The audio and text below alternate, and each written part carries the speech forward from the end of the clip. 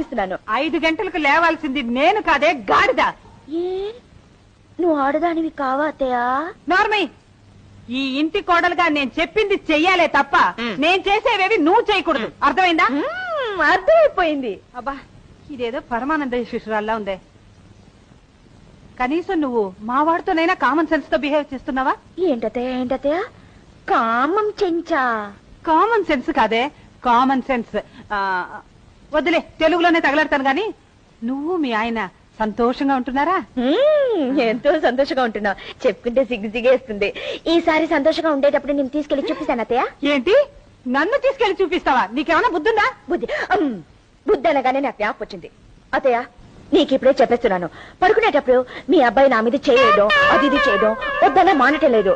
మీ అబ్బాయితో చెప్పు, అలాంటి పనులు చేస్తే నాకు చాలా కోపం వస్తే నేను మనిషిని కాదు, ఆ తర్వాత చాలా చాలా గొడవలు జరిగిపోతే పని ఉంది, వస్తాను.